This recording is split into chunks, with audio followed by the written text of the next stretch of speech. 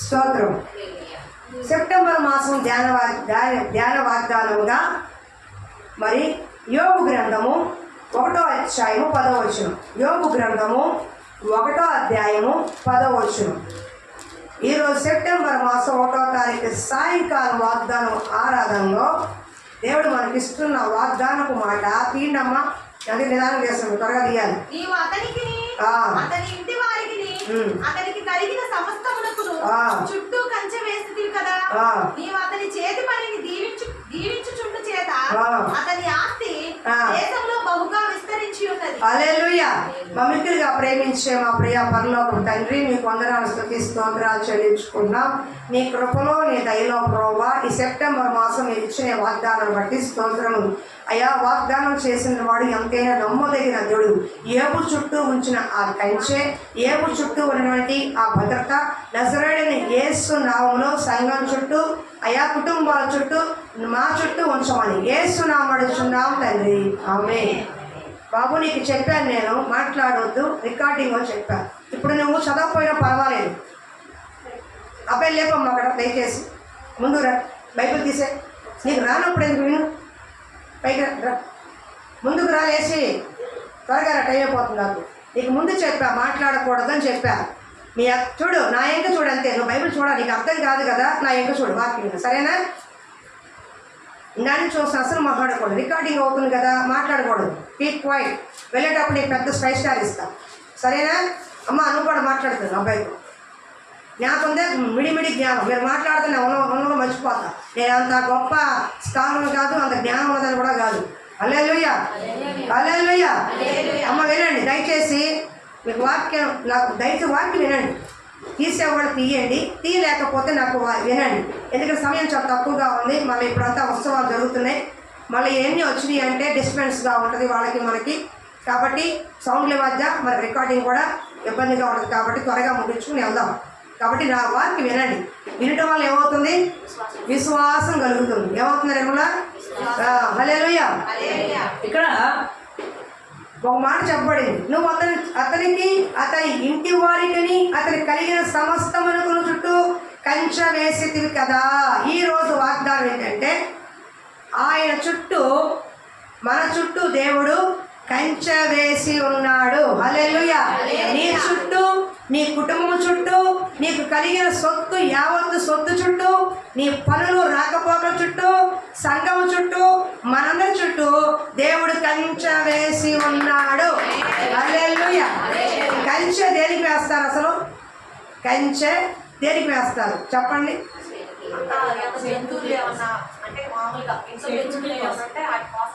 Security కోసం, అవునా? ఉదాహరణకి ఒక స్థలం కొన్నారనుకోండి, ఒక పొలం కొన్నారనుకోండి, చుట్టూ ఫినిషింగ్ ఏమేస్తారు? కంచె వేస్తారు. ఒకటి కంచె అది హద్దులు చూపిస్తుంది, భద్రతను చూపిస్తుంది, అది వాళ్ళ సొత్తు సొమ్ము అని తెలియపరుస్తుంది. అర్థమవుతుందా? మీకు అర్థమవుతుంది. ఇప్పుడు ఇల్లు కొన్నారనుకోండి, ఏం చూపిస్తారు వాళ్ళు? సరిహద్దులు చూపిస్తారు. ఎక్కడి నుంచి ఎక్కడికి మీ స్థలం, ఈ దిక్కు ఆ దిక్కు ఆ దిక్కు ఈ దిక్కు అని చెప్పి 4 దిక్కులు చూపించి ఎంతవరకు మీ స్థలం అంటారు, అవునా? అదొక కంచె. అంటే 4 దిక్కులు కంచె అనుకోండి. అర్థమవుతుందా? మనం ఇంట్లో మన చుట్టూ ఏం పెట్టుకుంటాము? గోడ పెడతాం. ఈ ప్రాకారం అని కూడా ఇది కూడా కంచె లాంటిదే. ఎవరు పడితే లోపల రాకుండా ఇల్లు కట్టుకొని దాని చుట్టూ ఏం పెడుతున్నారు? ప్రాకారంలా కంచెలా పెట్టుకుంటున్నారు. ఎందుకని? ఏది పడితే లోపల రాకుండా, ఎవరు పడితే వాళ్ళు రాకుండా కాపాడుతున్నాయి. అర్థమవుతుందా? మొట్టమొదటిగా యోబు చుట్టూ దేవుడు ఏముంచాడంట? బాగా వినండి అమ్మా. ఈ మాట అర్థమైతేనే మీకు వాగ్దానం అర్థమవుతుంది. యోబు చుట్టూ ఏముంచాడు? అతని చుట్టూ, అతని కుటుంబము చుట్టూ, అతని కలిగిన సొత్తు సొమ్ము యావత్తు చుట్టూ ఏది కూడా హాని కలగకుండా, ఏది కూడా పోగొట్టుకోకుండా దేవుడు అతని చుట్టూ కంచె వేశాడంట. ఈ మాట ఎవరు చెప్తున్నారంటే సాతాను చెప్తుంది. ఎవరు చెప్తున్నారు? ఒక దినాన మరి దేవుని రాజ్యంలో అటు తిరుగుతూ సాతాను వచ్చినప్పుడు నా భక్తుడైన యోబుని చూసావా అన్నాడు. సండే స్కూల్లో చెప్పి ముందుకు వెళ్తాం. నా భక్తుడైన యోబుని చూసావా?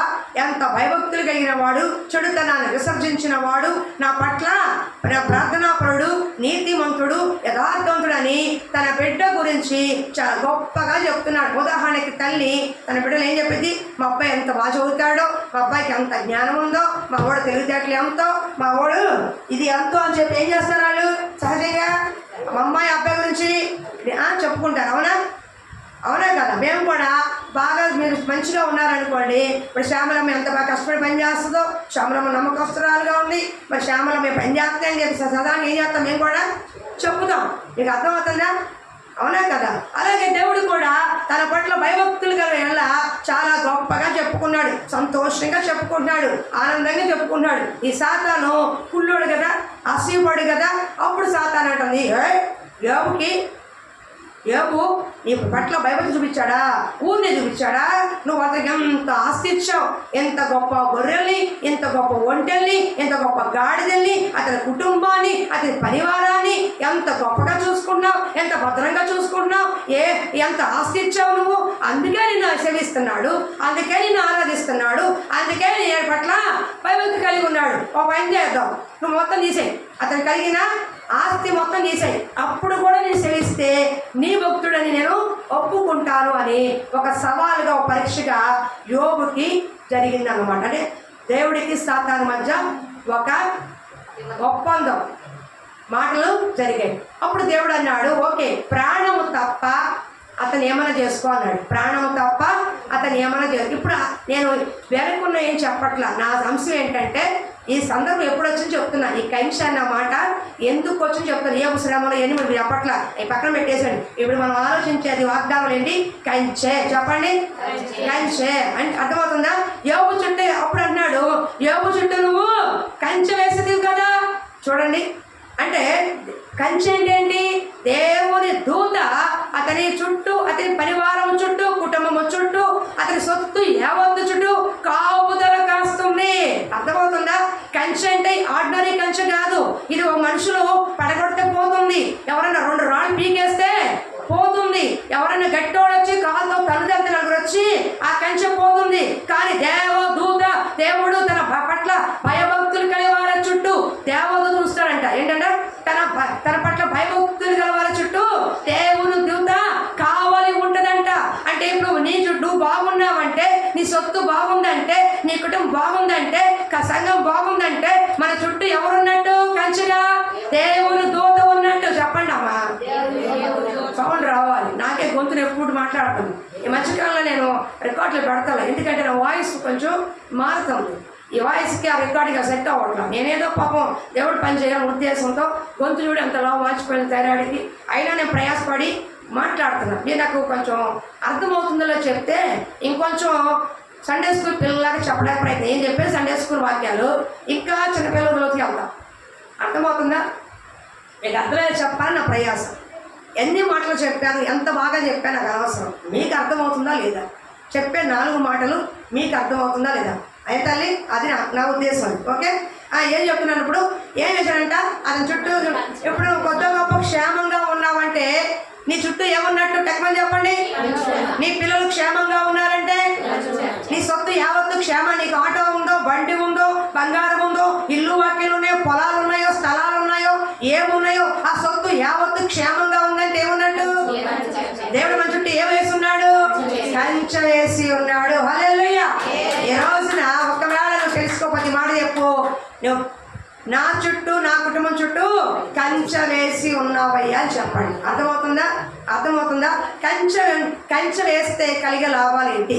కంచె వేసినందువల్ల మనకి జరిగే, దేవుడు మనం చేసే కార్యాలు ఏంటని ఒక 3 కార్యాలు చెప్పి ముందుకు వెళ్ళిపోతా. ఇప్పుడు కంచె దేనికి సూచన?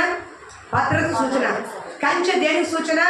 ఏది హాని కలగకుండా, అపాయం రాకుండా, ఏ జంతువులు, ఏ పురుగు పుట్ర గబుక్కున లోపలికి రాకుండా కంచె కాపాడుతుంది. అవునా? 3వది కంచె సరిహద్దుకు గుర్తు. ఏం గుర్తు? ఇప్పుడు కంచె వేసుకోమంటే ఈ చివరి వేసేస్తావా? నీ స్థలం ఎంతో, నీ పొలం ఎంతో, నీకు హద్దు ఉంటుంది కదా. ఎకరం కొన్ని, 2 ఎకరాలు కానీ 10 ఎకరాలు కొన్నాయి, దానికి ఏముంటుంది? హద్దు ఉంటుంది. ఈ స్థలం నుంచి ఆ స్థలం వరకు ఏముంటుంది? సరిహద్దు అనేది ఉంటుంది. అంతవరకే కంచేసుకుంటాం, అంతవరకే ప్రాకారం కడతాం, అంతవరకే గోడ కడతాం. అంతేగా పక్క స్థలంలో కూడా వెళ్ళిపోతామా? కాదు, మనకు ఎంతవరకు ఇచ్చారో అంతవరకే. అర్థమవుతుందా? సరిహద్దు గుర్తు అనమాట. ఈ 3 నేను వివరించాలనుకున్నా. మొట్టమొదటిగా కంచె భద్రతనిస్తుంది. చెప్పండి, వినండి. యోబు చుట్టూ ఉన్న కంచె బాగా వినండి. దేవుడు ఏమేశాడంట? యోబు ప్రార్థనాపరుడు. ఎవరు? మొట్టమొదటిగా ప్రార్థనా పరుల చుట్టూ ఏం వేస్తాడు దేవుడు?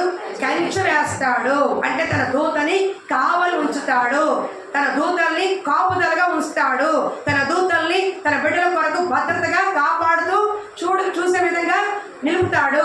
కాబట్టి మొట్టమొదటిగా మనకు దేవుడు కంచె వేస్తే నీకు, నీ ఇంటి వారికి, నీ బిడ్డలకి, నీ సొత్తు యావత్తుకి ఏం కలుగుతుందంటే భద్రత కలుగుతుంది. భద్రత కావాలా వద్దా? 50,000 బీరువా పెట్టామంటే రాత్రి నిద్రపడదాం. 50,000 డబ్బులు పెట్టారండి, ఏ చీటీ పడిన డబ్బులు, డ్వాక్రా డబ్బులు వచ్చినాయి అనుకో, చుట్టుపక్కల అందరూ మంచిగా లేరనుకో, ఇక రాత్రి నీకు నిద్ర పడదు. అమ్మో, అసలు ఇంట్లో వాళ్ళని నమ్మలేకపోతాం, బయట తర్వాత ఇంటి పక్కన డ్యాన్స్ పట్టలేరంట. అట్టగా ఈ పొడుగున టయానికి వీడు తాగబోతాడు, టక్ తీసేసి లేపేస్తాడేమో, వీడేమో ప్యాకెట్ ఆడేవాడు, లేపి తీసుకెళ్ళిపోతాడేమో, ఏ డబ్బులు తీసేస్తాడేమో అని అనుకుంటారు అనుకోవాలి. అని ఏం చేస్తారు? దిండు కింద పెడతారు, రకరకాల పద్ధతులు పెడతారు, డబ్బులు ఎక్కడికి పోకూడదని, బంగారం పోకూడదని. ఎంత భద్రత నీకు, ఎంత జాగ్రత్తగా పెట్టుకుంటారు.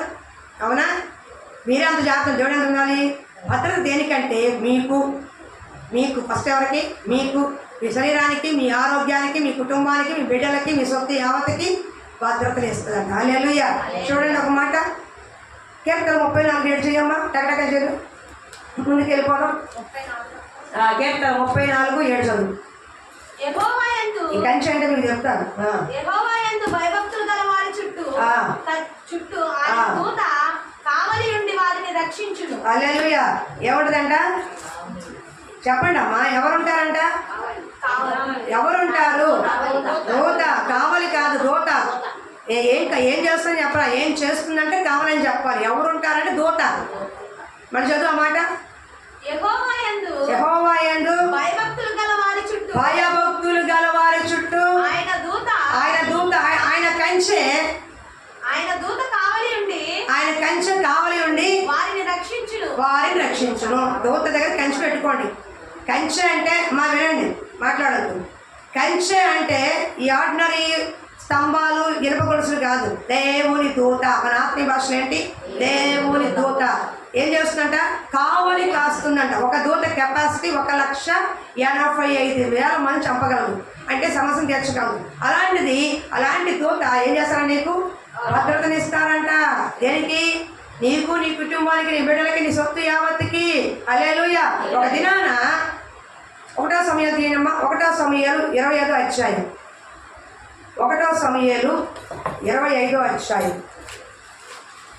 త్వరగా తీయమ్మ. 25 చెప్తాను, ఒక నిమిషం గుర్తొచ్చింది. తీయమ్మా. 25 వారు చదువమ్మా, 26:7 చదువు. ముఖ్యమైన ఒక పాయింట్. గొర్రెబొచ్చు కత్తిరించు వారున్నారన్న సంగతి నాకు వినబడేను.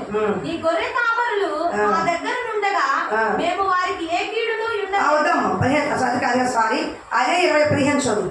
ముఖ్యమైన మాట, నేను దానికోసం చెప్తాను. అయితే ఆ మనుషులు మాకెంతో ఉపకారం చేసి ఉన్నారు. మేము పొలంలో వారి మధ్య సంచలనం సేపు అపాయము గాని నష్టము గాని మాకు సంభవించలేదు.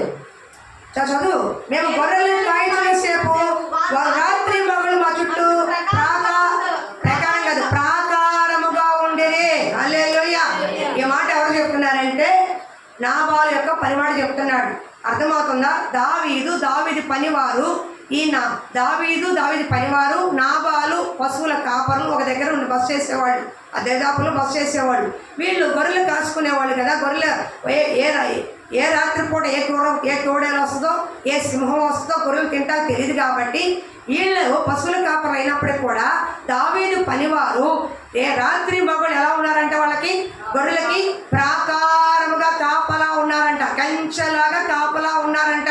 అంటే ఒక గొర్రె పోగొట్టుకోలేదు, ఒక గాడిదని పోగొట్టుకోలేదు, వాళ్ళ సొత్తు సొమ్ము ఏది కూడా పోగొట్టుకోలేదు. ఆ విధంగా ఏ అపాయం వారికి సంభవింపలేదు, ఏ నష్టం వాళ్ళకి కలగలేదు. వారికి అంత క్షేమముగా ఉండునట్లుగా దావీదు పనివారు ఆ పశువుల కాపర్లకి, వారి సొత్తు సొమ్ముకి, వారి కుటుంబానికి వారికి ఎలా ఉన్నారంట?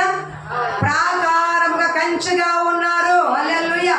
ఒక మనిషి రాత్రి మగళ్ళు కంచెలాగా కాపాడుతూ ఉంటే, ఇగో నీ మీదకి సాతాను దాడి చేయకుండా, సాతాను అపాయం తలపెట్టకుండా, సాతాను కీడు తలపెట్టకుండా, ఏ బలహీనత నీకు రాకుండా, ఒక మనుషులైన వారి రాత్రి మగళ్ళు దివారాత్రి కాపలా ఉంటే ఇశ్రాయేలు కాపాడువాడు కునగాడు, నిద్రపోడు, దివారాత్రులు రాత్రి మగళ్ళు కూడా నిత్యము ఆయన నీ చుట్టూ, నీ బిడ్డ చుట్టూ కంచె వేసి కాపాడగలడు. క్షేమము ఇచ్చే దేవుడు, ఏ అపాయము రాకుండా నీకు భద్రత ఇచ్చే దేవుడు ఆయన. కీర్తన 91, కీర్తన గ్రంథము 91. కంచె నీకేం చేస్తుందని చెప్తున్నాను. కంచె నీకేం చేస్తుందనేది వాగ్దానంగా చూడండి. 91 చదువమ్మ. 5 చదువు. 5, 6, 7. రాత్రి వేళ కలుగు భయముకైనను, పగటి వేళ ఎగురు బాణముకైనను, చీకటిలో సంచరించు తెగులుకైనను, మధ్యాహ్నము పాడ్చే రోగముకైనను నువ్వు భయపడకుందువు. నీ పక్కన 1000 మంది పడినను, నీ కుడి పక్కన 10,000 మంది పోయాను, అపాయము నీ వద్దకు రాదు. ఎందుకు 91 నా చదువు. 91 ఆయన రెక్కలతో నిన్ను కప్పును, ఆయన రెక్కల క్రింద నీకు ఆశ్రయము కలుగును. ఆయన రెక్కల అనే కంచె క్రింద నీకు ఆశ్రయము కలుగును. పక్షి రాజు గెద్దను తన పిల్లలు మోయినట్లుగా నిన్ను తన రెక్కల కింద పక్షిరాజు మోసినట్లుగా మోయగలడు. పక్షి రాజు మరి కోడి తన పిల్లల్ని ఎలా రెక్కల కింద కప్పుకొని అపాయం రాకుండా కాపాడుతుందో, నిన్ను దేవుడు నీ కుటుంబాన్ని, నీ బిడ్డల్ని ఏ అపాయము, ఏ కీడు తగలకుండా తన రెక్కలతో కంచె వేసి కప్పుతాడు. హల్లెలూయా.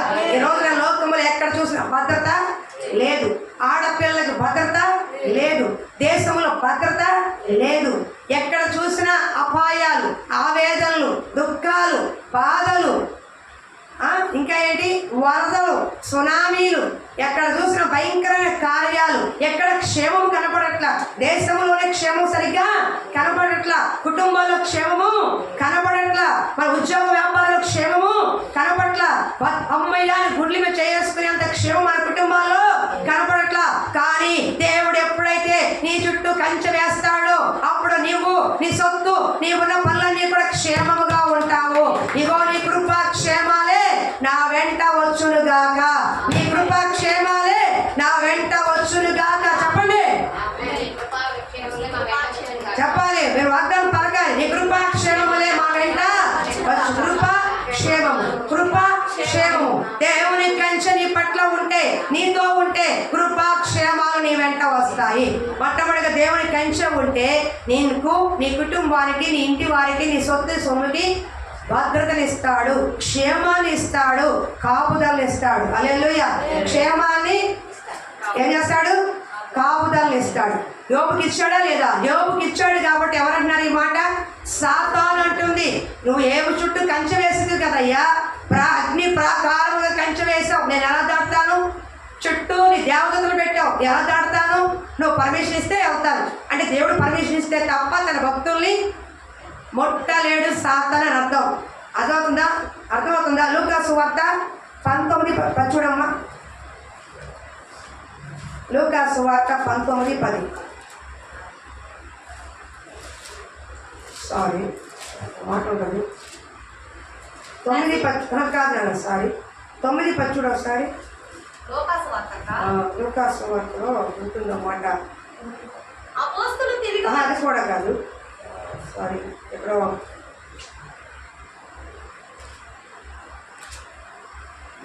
సువార్తలోని ఇక్కడ మాట ఉంటుంది. ఇక్కడ నేను రాసుకున్నాను. అపవాది కలగం ఏది కూడా ఇంతకి హాని కలగదు అన్న మాట ఇక్కడ ఉంది. కానీ అక్కడ కొంచెం గుర్తు రావట్లేదు. సారీ, మనం చెప్తాను. దేవుని చెప్తానంటే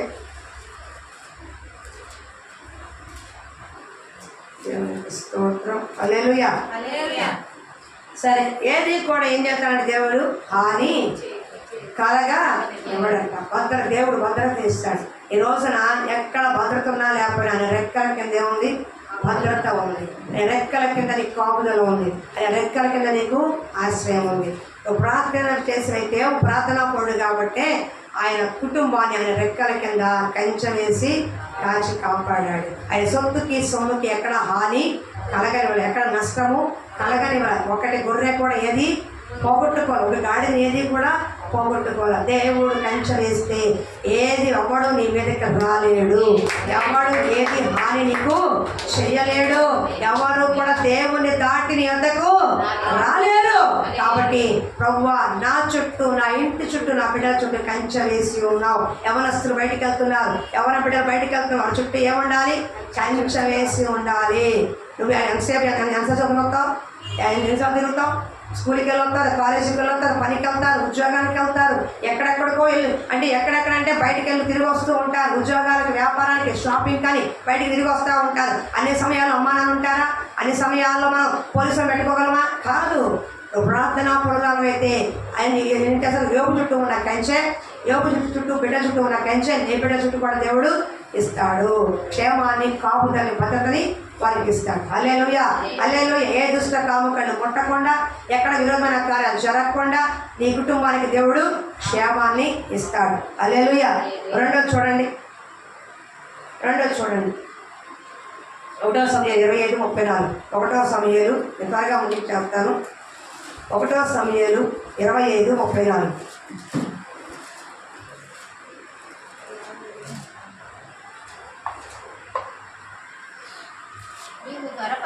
నన్ను ఎదుర్కొనకపోయిన యెడల నీకు హాని చేయకుండా నన్ను ఆటంకపరిచిన ఇశ్రాయేలు దేవుడైన యెహోవా జీవము తోడు, తెల్లవారులోగా నా పాలనకు మగవాడొకడు విడవబడనన్న మాట నిశ్చయమని చెప్పి తన యొద్దకు ఆమె తెచ్చిన వాటిని ఆమె చేత తీసుకొని, ఈ మాటలు నేను ఆలకించి నీ మనవిని అంగీకరించి తిని సమాధానంగా నీ ఇంటికి పొమ్మని ఆమెతో చెప్పాను. హల్లెలూయా. రెండోది, ఎవడు కూడా నీకు హాని చెయ్యలేరు, నీ కుటుంబానికి ఎవరు కూడా హాని చెయ్యలేరు. హల్లెలూయా. రెండవది, దేవుడు కంచె వేస్తే ఏ హాని నీ కుటుంబానికి తగలదు. అర్థమవుతుందా? ఏ కీడు నీ కుటుంబానికి తగలకుండా దేవుడు కాపాడుతాడు, హాని కలగనివ్వడు. ఉదాహరణకి ఇక్కడ జరిగిన సమయం ఏంటంటే, మరి రాత్రి మగడు కాపలా కాశారు ఎవరో, పాపం దావీదు పనివారు. పాపం దావీదు పనివారికి ఆయనకి ఒక రోజున ఆకలి వేసింది. అక్కడ తెచ్చుకున్న ఆహారం అయిపోయింది. ఆగిపోతే నాబాలు దగ్గరికి వెళ్ళి పరివారం పంపించాడు. అయ్యా నాబాలు, మీ గొర్రెలకి రాత్రి మగడు మేము కాపలా ఉండి ఒక్కడ కూడా పోగొట్టుకోకుండా కాపలా కాసాము.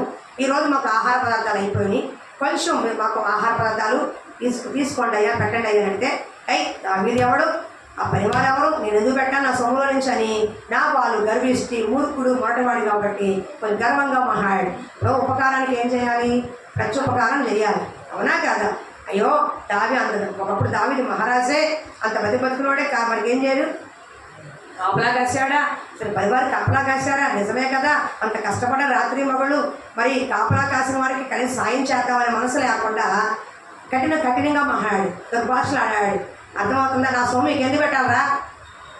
మీరు చూస్తే అంత, చూడకపోతే అంత, మీరు ఇస్తే అంతే, ఒక్కపోతే నేను మాట్లాడతారే. ఆ విధంగా గర్వంగా మాట్లాడినప్పుడు దావీదు కోపం వచ్చి ఈ రాత్రి తెల్లారితే ఆ ఇంట్లో ఒక్క మగాడు కూడా ఉండడేమో, లేపేస్తానండి, చంపేస్తానండి.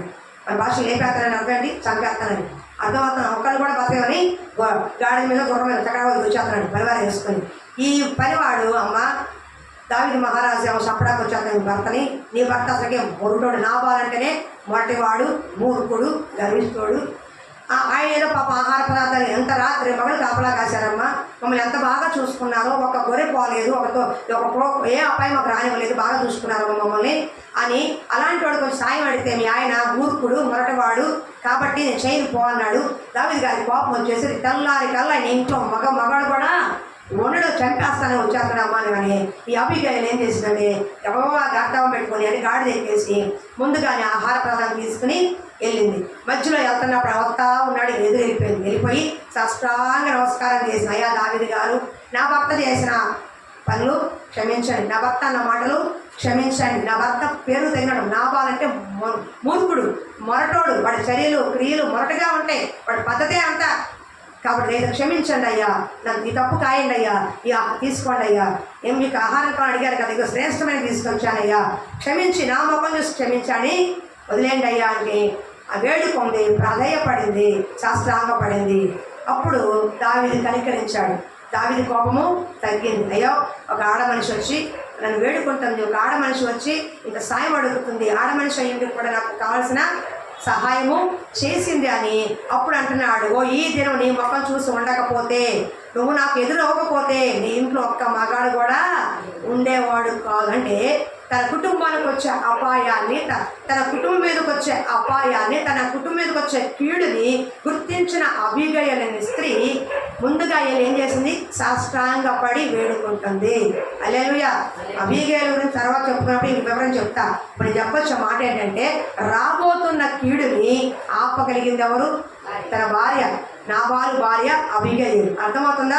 అతను గనక వచ్చేసి ఉంటే ఆ ఇంటి పనివారిని చంపేసేవాడు, నాబాలుని చంపేశాడు. ఎందుకంటే ఎంతో కష్టపడి ప్రయాసపడి రాత్రి పగళ్ళు నిద్రాహారాలు మాని ఆ గొర్రెలకి పశువుల కాపర్లకి ఎంతో కాపుదలుగా ఉన్నారు, ఎంతో మేలు చేశారు, ఎంతో ఉపకారం చేశారు, తోటి మన సహాయం చేశారు. కానీ అలాంటిది కొంచెం ఆహారం పెట్టమంటే మూర్ఖుడైన వాడు నేనెందుకు వాడు నా సొమ్మని గర్వంగా మాట్లాడినప్పుడు తను ఎంతో బాధ, దుఃఖం, అదే ఎంతో బాధ, వేదన, కోపం కలిగే దావీదుకి. తెల్లారితని ఇంకో ఒక్కగా ఉన్నాడు. అంటే అలాంటి అపాయాన్ని ఎవరు? జ్ఞానం కలిగే స్త్రీ ఏం చేసింది? ఇల్లు కట్టుకున్నట్టుగా ముందుగా పరిగెత్తుకుంటే వెళ్ళయ్యా క్షమించిన వేడుకొని కావాల్సిన సమస్తాన్ని దావీదుకి ఇచ్చి సమాధాన పడింది. సమాధానంగా వెనక్కి తిరిగి వెళ్ళిపోయాడు. ఈమె కూడా సమాధానంగా తిరిగి వచ్చేసి, అంటే తన కుటుంబం మీదకి రావాల్సిన కీడు, తన కుటుంబం మీదకి రావాల్సిన అపాయాన్ని ఏం చేసింది? తప్పించింది. అర్థమవుతుందా? కంచె నీకేం చేస్తుంది? ఆ సహోదరి చేసినట్టు ఆ ప్రార్థన, విన్నపం, విజ్ఞాపన, అర్థమవుతుందా? యాచన కంచెలాగా తన కుటుంబాన్ని కాపాడు. ఆ తర్వాత పోయాడు తర్వాత సంగతి. కానీ ఆ సమయానికి ఏమైపోయింది? కంచెలాగా దేవుడు ఆ కుటుంబం మీదకి కీడు రాకుండా, ఆ కుటుంబం పైన అపాయం రాకుండా కాపాడేది. ఇదే సంభవం అపోస్తల కార్యంలో ఉండదు. చదవద్దమ్మా, ముందుకు అక్కడ టైం అయిపోతుంది, ఇంకా పావుగంట ఉంది, ముందుకు వెళ్ళిపోతాను. అపోస్తల కార్యంలో పౌలు గారు ఓడ ఎక్కి వెళ్తూ ఉంటారు. ఆ వెళ్ళే ప్రయాణంలో ఓడ అలలకి ఊగుతూ ఉంటుంది. అంటే పడిపోయే పరిస్థితి వస్తుంది. అలలు తీవ్రంగా తుఫాన్ వచ్చే పరిస్థితులు ఉన్నప్పుడు ఆ ఓడ ఇలా వేగంగా తిరుగుతూ ఉన్నప్పుడు అపోస్తలుడైన పౌలు అంటాడు, అయ్యా ఇప్పుడు వెళ్ళే ప్రయాణం మంచిది కాదు, మనం ఆగుదాం, వెళ్ళే ప్రయాణంలో మనకు అపాయం కలుగుతుంది, కాబట్టి ఆగుదామంటే పౌలు గారి మాట వినక ఓడ నాయకుడు మాట విని అట్లాగే వెళ్తూ ఉంటారు. వెళ్ళే కొద్దీ వాళ్ళకి భారం అయిపోద్ది. భారం అయిపోయి మరి ప్రయాణం కూడా చాలా కష్టతరంగా అయిపోద్ది. అయినమ్మా ప్రయాణం చాలా కష్టతరంగా, ఎదురుగాలతో, తుఫానుతో, ఆ అలల తాకిడితో ఎంతో భయంకరంగా అయిపోతుంది ప్రయాణం. అప్పుడు ఓడలోని సరుకులన్నీ కూడా ఆహారాలు పారిపోస్తారు. అయినా సరే ఓడ అటు ఇటు కదులుతానే ఉంటుంది, అపాయంగా ప్రాణం మీద ఉంటుంది. అప్పుడు పౌలుకు దేవుడు దూత కనబడతాడు. కనబడి ఏమంటాడంటే, అపరిచిన పౌలు, ఇగో నువ్వు కైసరతో నిలబడాలి కాబట్టి నువ్వేం చేయాలంటే, నిన్ను నీ ఓడలో ఉన్న ఇంతమందిని ఒక్కడ కూడా ఏ హాని నీకు కలగలేవట్ల దేవుడు, నీకు ఏ కీడు రాదు, ఎవరికి ప్రాణ నష్టము జరగదు, సమస్తాన్ని నువ్వు పొందుకుంటావని చెప్పినప్పుడు ఈ ఓడ నాయకుడు చెప్తాడు, ఏమని? అయ్యా మీరు బాధపడకండి, భయపడబాకండి, కొంచెం ఆహారం పుచ్చుకోండి, నా దేవుడు ప్రార్థన చేసినప్పుడు చెప్పాడు, నన్ను దర్శించాడు, ఓడలో ఉన్న మన ఎవరికి అపాయం కలగదంట, కీడు కలగంట, ఒకరి ప్రాణం కూడా పోదంట, దోపుడు సొమ్ము దక్కించుకున్నట్లుగా మన ప్రాణాలకి ఎవరు దక్కిస్తున్నాడని చెప్పినప్పుడు వాడు నమ్మలేదు. కానీ తర్వాత కొంత దూరం వెళ్ళాక ఒడ్డుకొచ్చారు, నిలబడ్డారు. ఆ ఓడలో ప్రయాణించమని ఎంతమంది అంటే 276 మంది ఉన్నారు. ఓడ నాయకుడు అంటే పౌరులతో కలిపి 276 మంది ప్రయాణిస్తున్న ఆ ఓడ తుఫానికి బద్దలవ్వాల్సింది. ఆ ఓడ కష్టతరంగా భయంకరమైన పరిస్థితులు వెళ్తుంది. ఇంకొక ఓడైతే బద్దలైపోయేది, ఇంకొక ఎడైతే ఎప్పుడో లోపలికి వెళ్ళిపోయేది, దిగిపోయేది, ప్రాణ నష్టం జరిగేది. కానీ పౌలుకు దేవుడు ఇచ్చిన మాట, దూత ద్వారా ఆ ప్రయాణం చుట్టూ వేసిన కంచె, పడవ చుట్టూ వేసిన కంచె. ఏం మాట ఏం చూస్తున్నా? ఏం ప్రోగ్రాం ఉన్నాయి నీకు అమ్మా? ఏమ్మా అర్థం కాదు. ఇప్పుడు నేను వాక్యం చెప్తే నీకు వాచ్ గుర్తొచ్చింది. అసమంటుగా ఎలా ఉండదని వాళ్ళు తీసుకెళ్ళి పెట్టేసుకోండి, ఏమనుకోండి. నువ్వు నా యొక్క చూడు, నేను చెప్పాక నా బుర్రకు వచ్చాక చిన్నది దాన్ని తినేబాకండి మీరు. ఇప్పటికే చాలా తినేసారు. మొన్న జుట్టు కూడా ఊడిపోయింది, తెరటితో కొంత ఊడిపోయింది, నీ వల్ల కొంత ఊడిపోయింది. హల్లెలూయా, దేవునికి స్తోత్రం. ఏది ఉన్నా ఏమైనా ప్రాణాలే పోయినా పర్లేదు అనుకున్నాం, ఏది పోయినా పర్లేదు, దేవుని స్తోత్రం. నా ఏం చెప్తున్నాను? 276 చుట్టూ ఏం చేశాడు?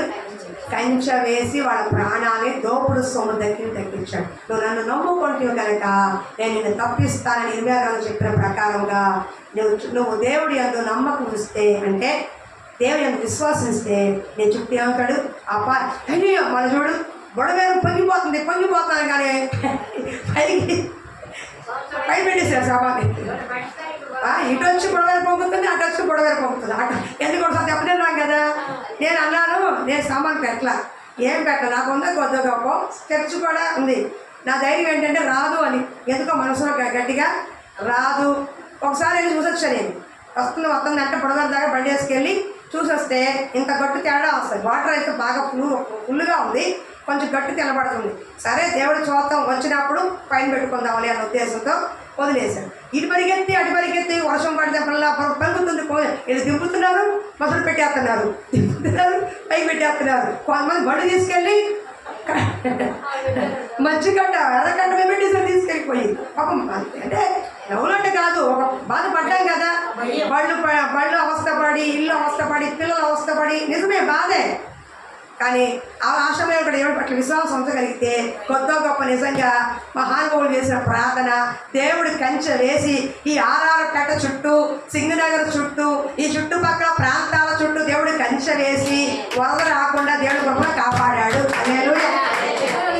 అనేకులు చేసిన ప్రార్థన, ఈ అల్పురాలు చేసే చిన్న ప్రార్థన అందరితో పాటు. అర్థమవుతుందా? అది ఒక కామెడీగా అనిపించింది. ప్రతిరోజు దింపడం, పొద్దున పూట దింపడం, సాయంకాలం వేయడం బాగా ఉంది. కానీ దేవుడి కంచె వేస్తే ఏది కూడా హాని నీకు కలగనివ్వడు, ఏ అపాయం నీ ఇంటికి కలగనివ్వడు. హల్లెలూయా. నిజామాబాద్, కామారెడ్డి జిల్లాలో అయితే ఎన్ని కొట్టుకుపోయినాయో వరద వచ్చి చాలా బాధ వేసింది. కానీ వరదల్లో మీరు ఉన్నాం, వరదల్లో మనం బాధపడ్డాం, వరదల్లో ఆకలితో అల్లాడాం, వస్త్రాలు లేక అల్లాడాం, పలకరించేవాళ్ళు లేక అల్లాడిపోయాం, డబ్బులు లేక అల్లాడిపోయాం, ఎవరైనా తిండి పెడితే బాగుండని అల్లాడిపోయేవాళ్ళు చాలా మంది ఉన్నారు. కట్టుకున్న బట్టలతో బయటకు వచ్చారు. ఆ పిల్లలకి నీళ్లు లేక, ఆహారం లేక ఆ కొద్ది రోజులు అల్లాడిపోయిన జీవితాలు చాలా చూసాం. ఇలా అలా అంటే దాని అర్థం ఏంటి? అలా తెలంగాణలో వరదలు వస్తున్నాయి, తెలంగాణలో భయంకర వరదలు వస్తున్నాయి, అబ్బా అక్కడ వరదలు వస్తున్నాయి అంట అని సంతోషపడడానికి కాదు. నువ్వు పొందిన అనుభవం, పొందిన ఆ బాధ, పొందిన ఆ వేదన వాళ్ళు కూడా పొందుతున్నారని తెలిసి ఇక్కడ నువ్వు ప్రార్థన చేస్తావని నీకు అనుభవించింది. వరదలంటే సినిమాలో చూశారుగా, టీవీలో చూశారుగా, ఇప్పుడు లైవ్లో చూపించాడు దేవుడు. అక్కడక్కడ వరదలు వచ్చినాయి అంట, అక్కడ పోయారంట, ఇక్కడ జరిగిపోయిందంట అని అంటారు చాలా మంది. ఎగతాళి మన దాకా వస్తే కానీ తెలియదు, ఏదైనా అనుగుణంలోకి వస్తే తెలియదు. బాధపడ్డారా లేదా? అవునా కదా? ఇప్పుడు కామారెడ్డి, ఖమ్మం అంతా కూడా వరదల్లో కొట్టుకుపోవాలి. ఊర్లు కొట్టుకోవాలి. పశువుల నష్టం, పంట నష్టం, ప్రజలకి ఎంతో నష్టం, ఆస్తి నష్టం, పొలాల నష్టం, ఈ రోజున తీవ్రమైన నష్టం. అలాంటి వారి గురించి ఎవరమ్మా ప్రార్థన చేసేది? చేయొద్దాం మనం? ఆ భారం మీకు లేదా? వార్త చూసినప్పుడు ఏం చెప్పాలి? మీరు విన్నప్పుడు ఏం చెప్పాలి? ప్రభువా కొత్త గొప్ప మేము బాధపడ్డామయ్యా, ఆ వేదన అనుభవించామయ్యా, ఆ భయంకర రాత్రులు మేము చూసామయ్యా, ఆ ప్రజలు మీరు కాపాడండి అయ్యా, కొంచెం వాతావరణాన్ని అనుకూలించండి అయ్యా, మీ ఉగ్రతని కాలించుకోండి అయ్యా అని ప్రతిమాలు అనుకోండి. వాళ్ళ పక్షాన్ని మనం ప్రార్థన చేయాలి. ఆడిపోతే పోయారో ఒకటే మనం కూడా పోతాం. వాళ్ళకి మనకు రాదా? ఎక్కడో ఇండోనేషియా వచ్చి సునామీ ఇక్కడ దాకా వచ్చేసింది, 100 దాకా వచ్చేసి సునామీ. అవునా? కాబట్టి ఈ కీడు రాకుండా కాపాడువాడు ఆయనే. రాకుండా ఏం చేయాలి? ఆయన ఏం చేశాడు? కంచె వేశాడు. హల్లెలూయా. ఇంకొంచెం పెరుగుంటే ప్రాణ నష్టం బాగా జరిగి ఉండేది. కానీ దేవుని కృప, కొంత గొప్ప గిన్నెలు, చెంబులు, పెప్పడాలు కొట్టుకుపోయింది. మా ఇంట్లో సామాన్ అంతా తీసుకెళ్ళి నీళ్ళలో పడేశారు. చిన్న డబ్బాలు, ప్లాస్టిక్ డబ్బాలు ఏమేమి మొత్తం కొత్త గొప్ప మొత్తం కడగ బతం వేసి కడుక్కోవాలి కదా, ఆ మురికి అంతా కడగాలి కదా. మనకి అసలు అంటుతో బతకం ఎందుకు వచ్చినది? కొట్టేసి లేపేసి ఆ వెళ్ళిపోండి ఎవరైనా తీసుకోండి. శుభ్రంగా ఏమీ లేవు, సింపుల్గా ఒక 2 గిన్నెలు నాకు, ఒక 4 గిన్నెలు మా కుక్కలకి, అంతే. నేను మా కుక్కలు, అది హ్యాపీ. హల్లెలూయా. దేవునికి స్తోత్రం. అంటే నేను చెప్తానంటే నీ ఇంటికి, నీకు, నీ ఇంటికి, నీ సొత్తుకి దేవుడు కంచె వేసి ఉన్నాడు. ఒకటి, కంచె క్షేమాన్ని ఇస్తుంది, భద్రతనిస్తుంది. దేవుడు వేసే కంచె నీకు అపాయం రాకుండా, హాని కలగకుండా, కీడు కలగకుండా కాపాడబడతాం. ఏం తల్లి? 3వది చెప్పి ముగించేస్తాను. 3వది చూడు తల్లి, సామెతల గ్రంథము చూడమ్మా, 8:29 చెప్పి ముగించేస్తాను. తమ్ముడు కూర్చోనా? అయిపోయి 10 నిమిషాల్లో వెళ్ళిపోతాం. తమ సరిహద్దులు మేరకుండినట్లు ఆయన సముద్రమునకు పొలిమేర ఏర్పరిచినప్పుడు భూమి యొక్క పునాదులను నిర్ణయించినప్పుడు నేను ఆయన యొద్ద ప్రధాన శిల్పినై అనుదినము సంతోషించుచు నిత్యం ఆయన సన్నిధిని ఆనందించుచు. హల్లెలూయా. అగాధ సముద్రాలకు నీవే ఎల్లలు వేసితివి, అగాధ సముద్రాలకు నీవే ఎల్లలు వేసితివి, జలములలో బడినే వెళ్ళినా నన్నేమి చేయవు నా యేసయ్యా, జలములలో బడినే వెళ్ళినా నన్నేమి చేయవు నా యేసయ్యా, నీకే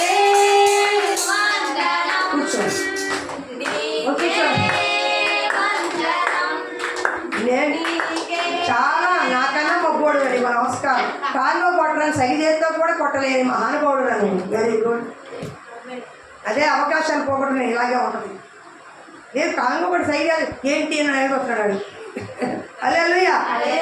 అదే ఆగా ఏంటంట సముద్రానికి వేసాడు దేవుడు అగాధంగా సరిహద్దు, అగాధంలో లోపలి దింపేస్తారా? హల్లెలూయా.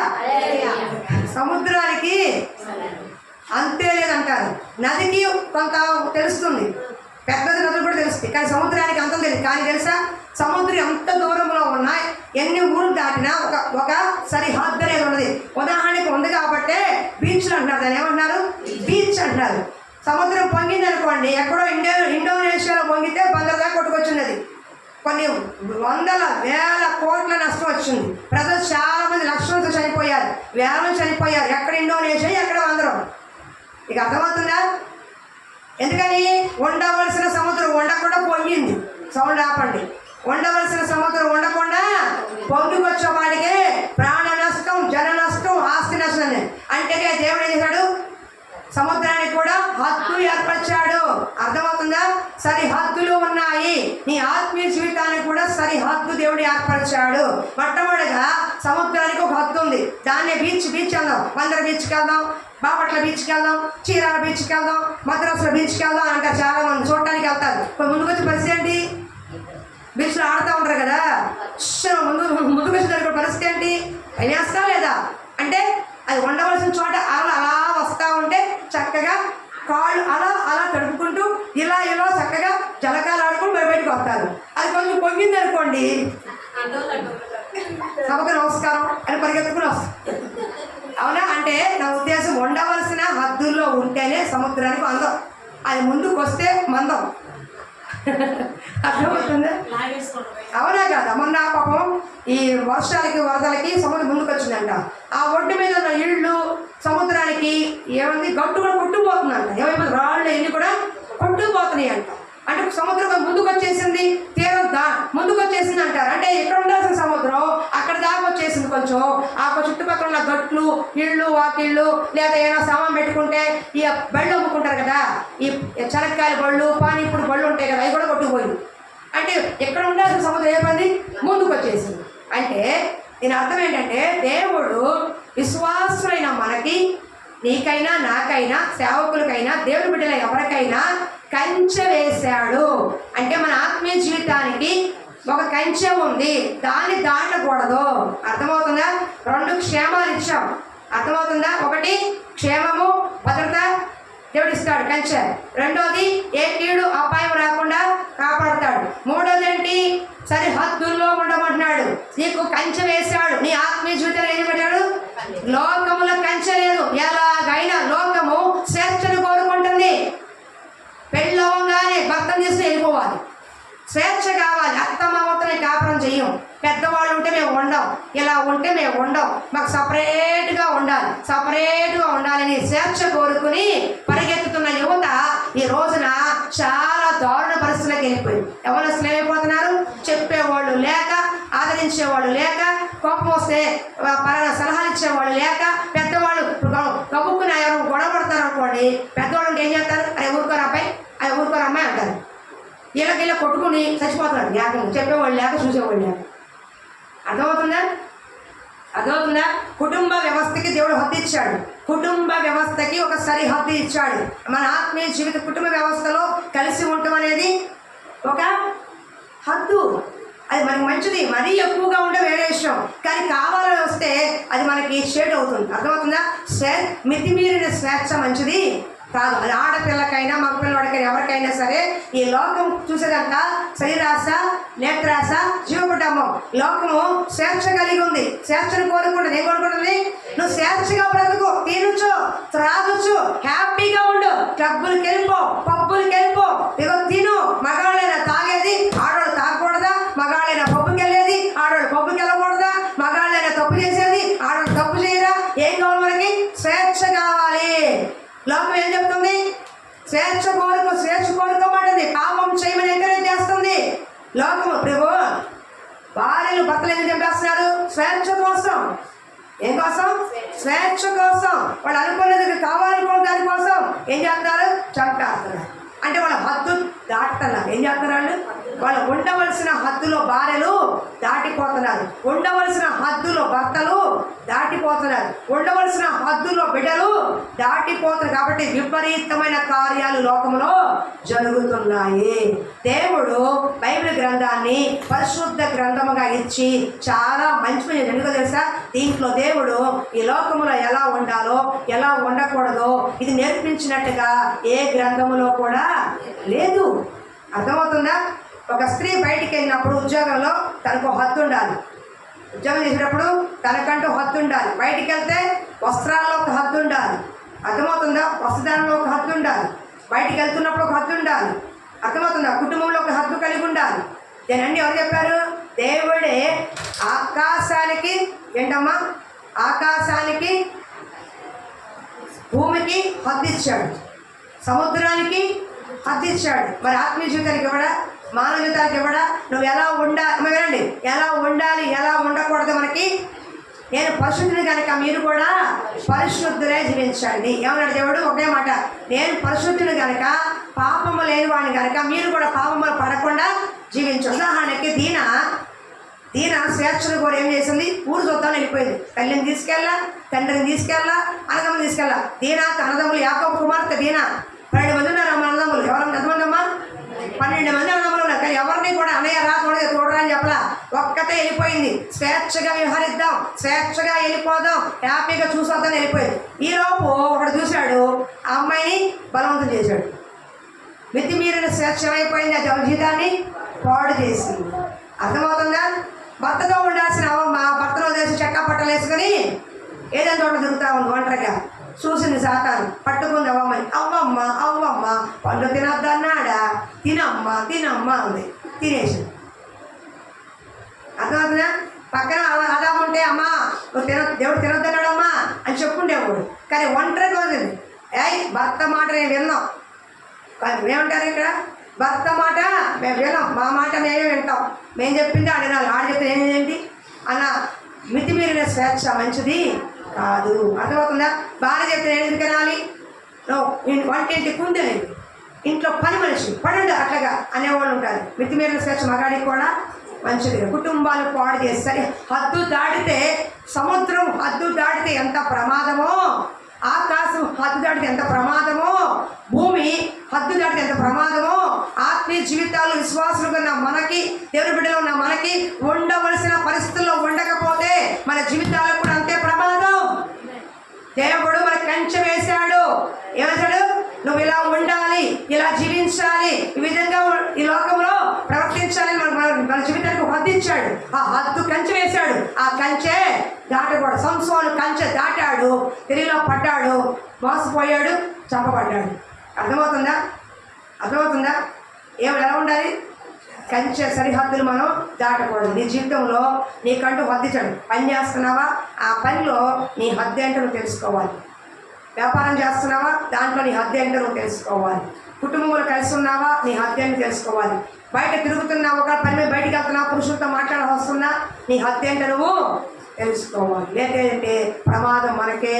అందుకే దేవుడు ఈ లోకంలో ఉన్నవాడికే సరిహద్దు పెట్టినట్టు మనకు కూడా దేవుడు ఆజ్ఞలు ఇచ్చాడు, ఎలా ఉండాలి, ఎలా ఉండక. నేను పరిశుద్ధుని కనుక మీరు కూడా పరిశుద్ధంగా జీవించండి, పాపము లేని వారిగా జీవించండి, నిన్ను వల్ల నీ పొరుగు వారిని ప్రేమించు, క్షమించు, అర్థమవుతున్న ఆదరించు, కైకరించు అని మనకేం చెప్పాడు. కొన్ని ఆజ్ఞలు, కొన్ని నిబంధనలు మనకి ఇచ్చాడు. అవి దాటేసామనుకో తర్వాత చెట్టు ఎవరికి? మనకే. బాధ ఎవరికి? మనకే. కోల్పోయే జీవితం ఎవరిది? మనదే. దేవుడు ఉండమన్న స్థానంలో ఉంటే అది ఆశీర్వాదం, ఉండకుండా ఇష్టానుసారంగా చేస్తే ప్రమాదం. ఉదాహరణకి బండి మీద అమ్మా బండి వేసుకుని వెళ్తున్నాం, స్పీడ్ నేనే వెళ్తున్నా, రెడ్ లైట్ వెలిగింది సిగ్నల్ దగ్గర, అక్కడ ఆగాల వద్దా?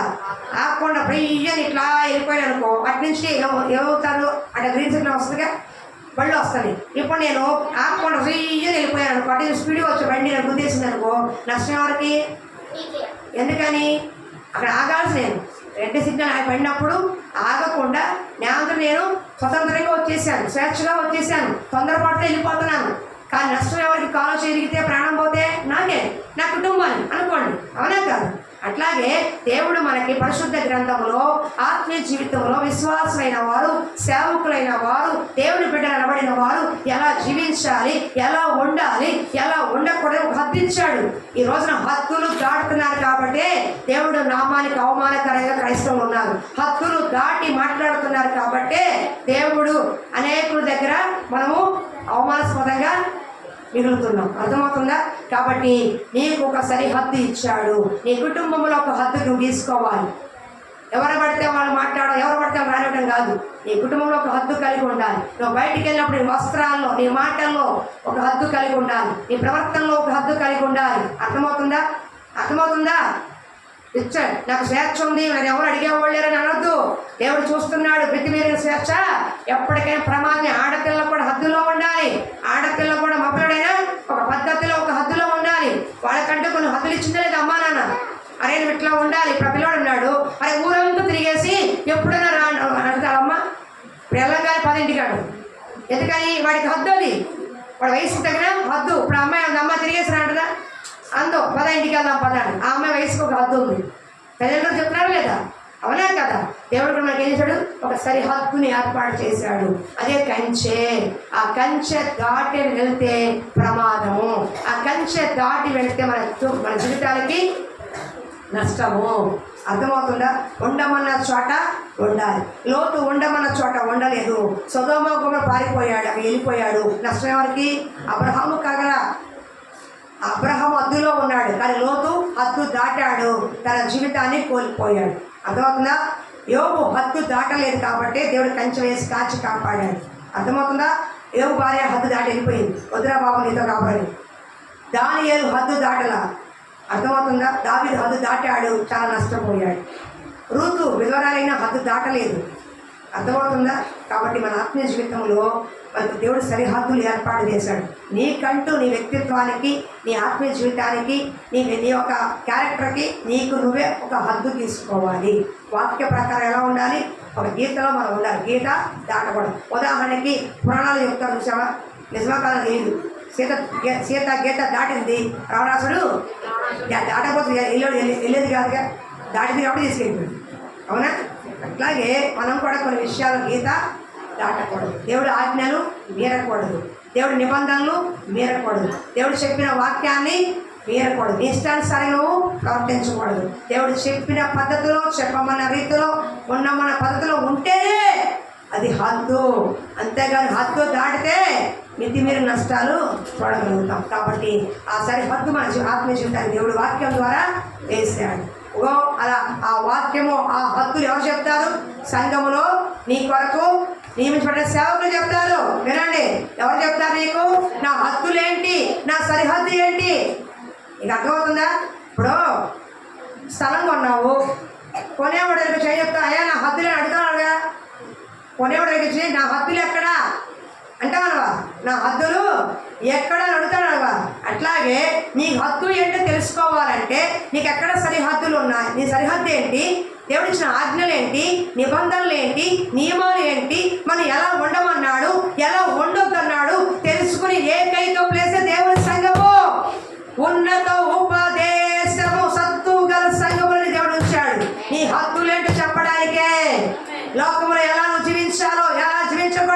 నీ అద్దెంటో దేవుడే నీకు వేసిన కంచె ఏంటో కంచె దాడి వచ్చే ప్రమాదాలని చెప్పడానికి దేవుడి సంఘము. ఉన్నత ఉపదేశమందున సత్తువగల సంఘమందున ఉన్నత ఉపదేశమందున సత్తువగల సంఘమందున కంచెగల తోటలోన నన్ను స్థిరపరచినందున కంచెగల తోటలోన నన్ను స్థిరపరచినందున కృపలంబడి కృపను పొందుచు కృపలో జయగీతమే పాడుచు కృపలో జయగీతమే పాడుచు యేసయ్యా నీవే నాథని వేరెవ్వరు నాకు లేరని నేనోడ కొనియాడినా నా ఆశలు తీరవే వేణోడ కొనియాడినా నా ఆశలు తీరవే. హల్లెలూయా. నేను ఎక్కడ ఉంచాడు? సత్తువ గల సంఘములు కంచెగల తోట. ఈ సంఘం ఏంటి? కంచెగల తోట. ఈ కంచెలో ఉన్నంత వరకే నీ భద్రత. ఈ కంచెలో నువ్వు ఉన్నంత వరకే నీకు అపాయం రాకుండా దేవుడు వేసే కంచె. కంచెలో ఉన్నప్పుడే నీ హద్దులేంటో నువ్వు చేయాల్సిన పనులేంటో దేవుడు నీకు తెలియజేస్తాడు.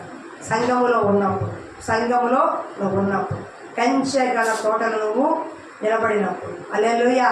కాబట్టి చెప్పండి ఆయన నా చుట్టూ, నా కుటుంబం చుట్టూ, నా సొత్తు చుట్టూ, మా సంఘము చుట్టూ, మా పేట చుట్టూ, మా పట్టణము చుట్టూ కంచె వేసి ఉన్నాడు. గట్టిగా కంచె వేసి ఉన్నాడు.